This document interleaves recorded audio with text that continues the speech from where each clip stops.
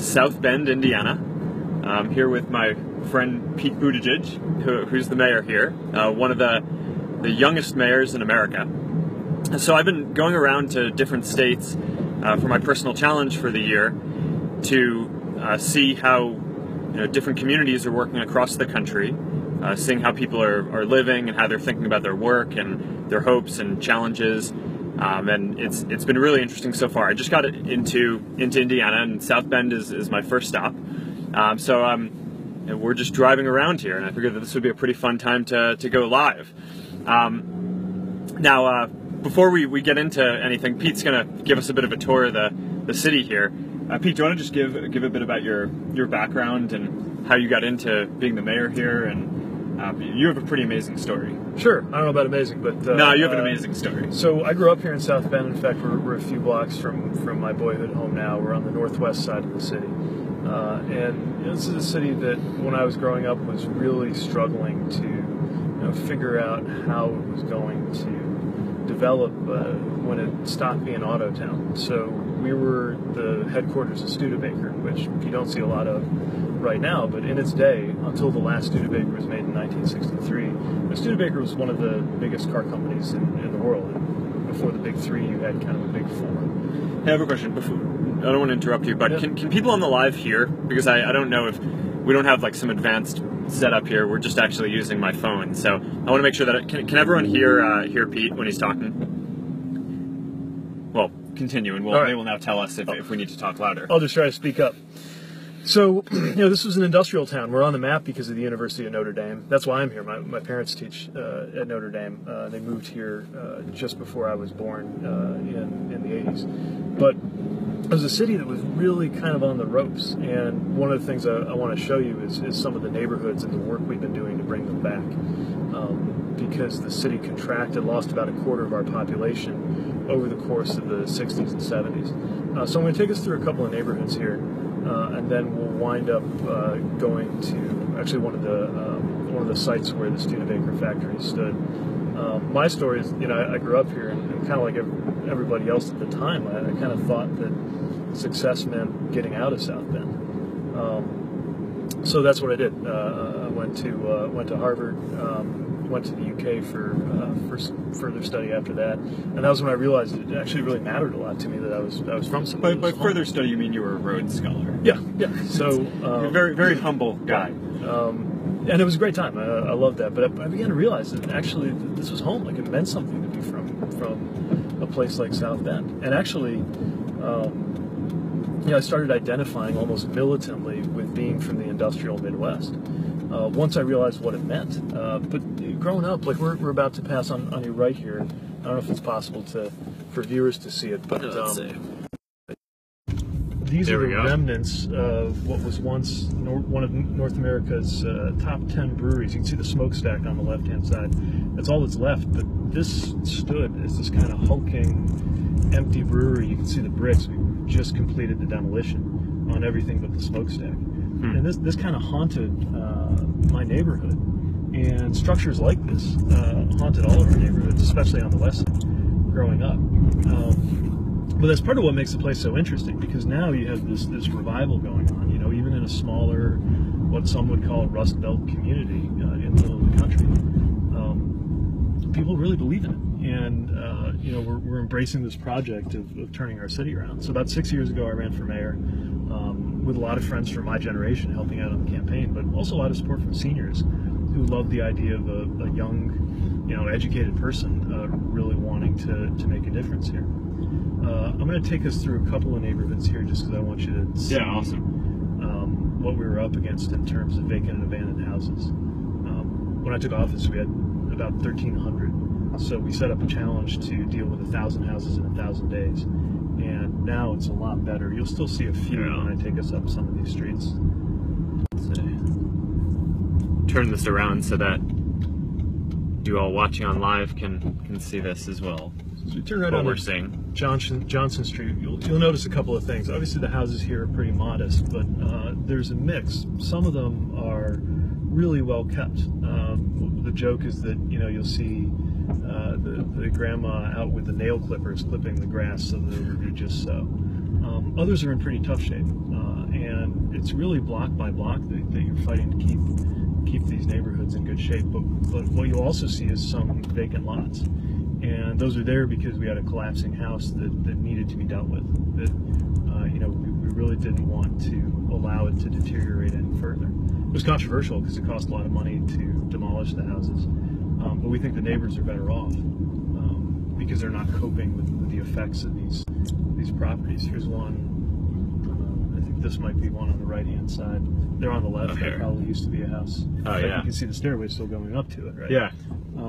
Eventually, I hope there will be a house there again, but we're being realistic about the fact that could be 10, maybe 20 years before that happens.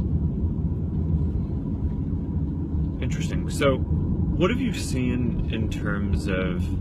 Let's get to industry in a bit, because I know you've done a lot of work on revitalizing and helping to bring new industry in. One thing that I think is really interesting as I travel around is meeting with young folks who are going into leadership.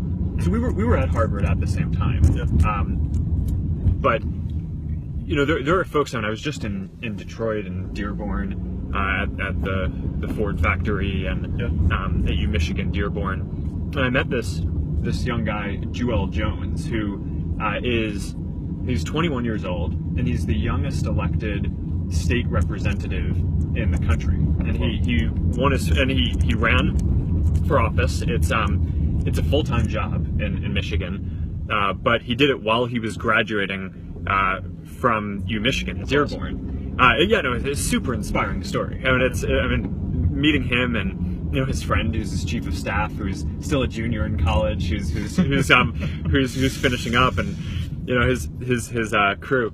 You get the feeling that it's like, all right, this is kind of what we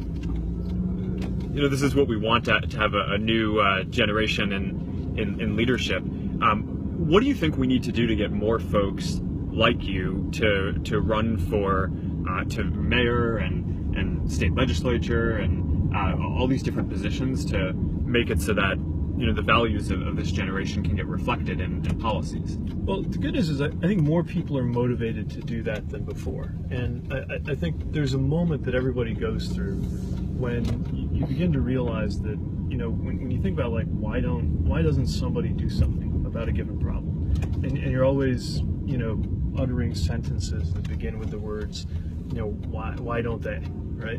You begin to realize there's a chance to actually turn that over and say, why don't I? Why don't we? And just take control of it. The more time you spend, I think, wrangling with these problems in the real world, the more you realize the people around the world are just people.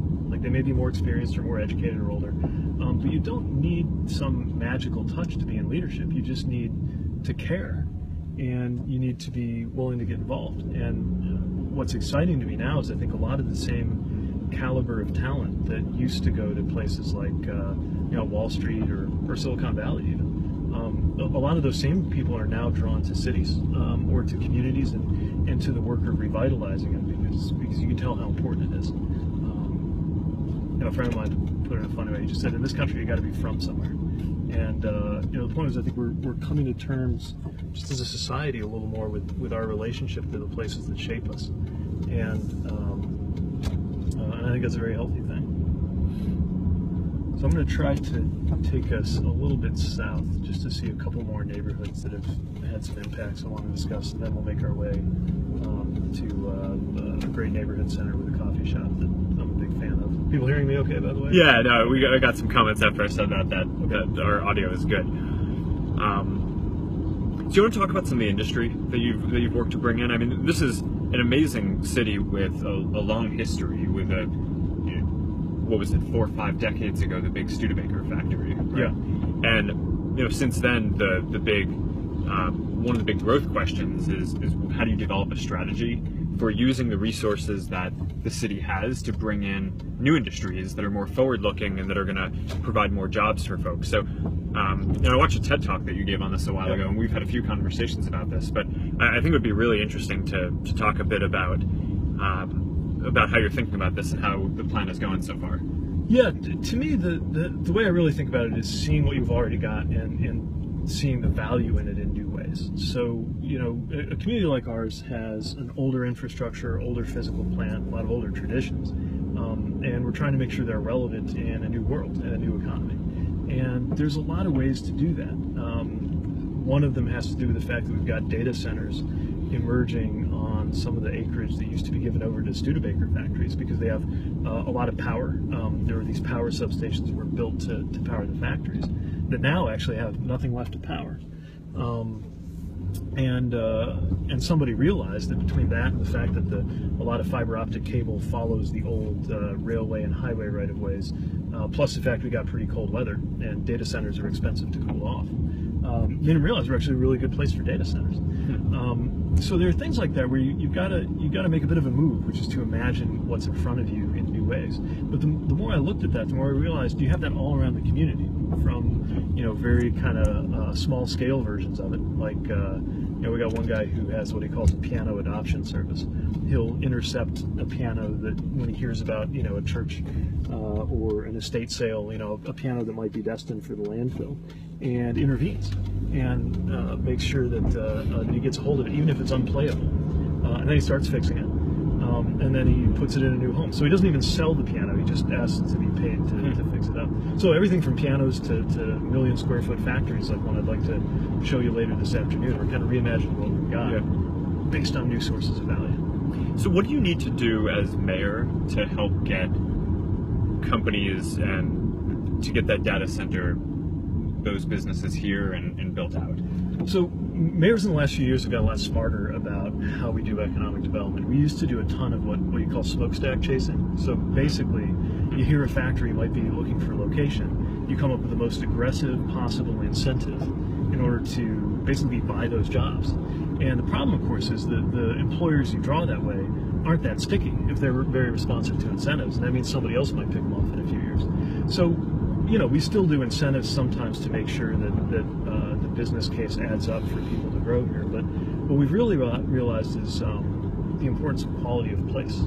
And the reason that matters so much is that employers are made of people, and they want to know that their people are going to be okay. They want to know that people are going to want to sometimes move to take the jobs that these companies offer. And so you want to make sure there's a sense that this is the kind of community you want to be part of. And so we kind of come full circle in a way. Because the only way to really attract people is to create the kind of places people want to be. So that means as a mayor, I'm also responsible for making sure that our neighborhoods feel good, making sure we've got a big effort downtown right now just to make downtown feel like a downtown again. Yeah. And you're really trying to empower the neighborhood advocates, the people in the arts, who are doing this on their own. I mean, it's not like I'm going to figure it out from City Hall. I just need to make sure when we discover things like that we're very supportive of them. And we try to tear down barriers for people who are trying to do things in new ways that make this the kind of place somebody would want to live. Yeah. So one of the things, I was in Dayton, Ohio this morning, and I was sitting with a bunch of folks who are recovering opioid addicts or heroin addicts, and a bunch of folks in the community who are working to help them recover. And that's a huge epidemic issue. Yep. Across the whole country, but especially here in some parts of the Midwest and New England. And it's actually, the stats are really staggering. I mean, more people are dying now per year than were dying from AIDS at the height of the HIV epidemic. More people are dying from opioid overdoses today than die from gun violence or car accidents. Right. So, since this is such a big issue, I'm sure you see some of this here, and as mayor, part of your job is to help deal with that as best as you can. What are the things that you're seeing that work, and what do you think needs to happen, and what can other cities maybe learn from what you're doing here? Yeah, it's a huge issue. It's intense, it's difficult, and it's emotional for a lot of us because this is a community that's really affected by this. Almost everybody knows somebody whose family has been impacted. It's one of those cases as a mayor where you realize that the official tools that are in your hands, like just the mechanics of city government, are not enough. So what we've done is we've started looking for ways that we can partner with other players in the community. For example, our clinical players, right? We've got hospitals and and doctor's offices here. Pulling up to the coffee shop. Yeah, we'll be getting out in a second. I'm excited to show you this coffee shop. But just to finish the thought, making sure that our physicians, when they're deciding what to prescribe for pain, right, are conscious of the fact that often prescriptions lead to dependency. Connecting that up with law enforcement, we've made sure that our officers have these kits that allow them to intervene on the site. Narcan. Yeah, exactly. Yeah. Narcan, naloxone. But it's a classic example of one of those issues where there's no one piece of the puzzle that's going to be enough. And so when you're a mayor, you really think about your informal authority, your convening power, just as much as you do any of the actual kind of policy tools that are at your disposal, so that you can really make a difference. Awesome. All right. So so I mean, that's a big issue. So I mean, obviously there's a lot more to do there. Yeah. So you wanted to head into the coffee shop, and then we're going to drive around more after that? Sounds good. Let's do it. All right. So I guess we'll probably wrap up the live though. Okay. Unless you want to bring that into the coffee shop. What do you want to do? We could if you got somebody ready to hold it. It's a pretty cool place. I'll just describe it. Maybe people can vote on what they want to do. It's called the Local Cup, and again, as you've seen, we're in the middle of a relatively challenged area, but one that has a lot of people who believe in it. And so, in the middle of this neighborhood center, some people decided to start a coffee shop. They're on a pay-it-forward model, so you decide what you're going to pay. But the real point, like any great coffee shop, isn't the coffee, although the coffee's pretty good. Community. It's having a node where people can come together, and that's what cities do best, right? Is they bring different kinds of people together. So it's a pretty good scene. All right. Well, I mean, we could bring it in. I mean, what do you all think? You seeing some thumbs up there? Yeah. I mean, right. Let's do it. All right. There. All right. Do you want to hold it? Sure. All right. Let's see. Not quite as savvy on this tool as you are, so actually, hold on, let me grab something out of the car. Sure. Real quick. All right. Well, we're heading into the coffee shop. We're going to resume the conversation there. Are there things that folks who are watching this on the live stream want us to cover, or wondering about South Bend or the trip around the country so far? It's now going to take a few seconds for people to.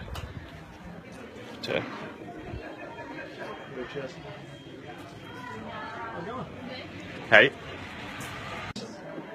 All right. You get there? Oh yeah, this will work.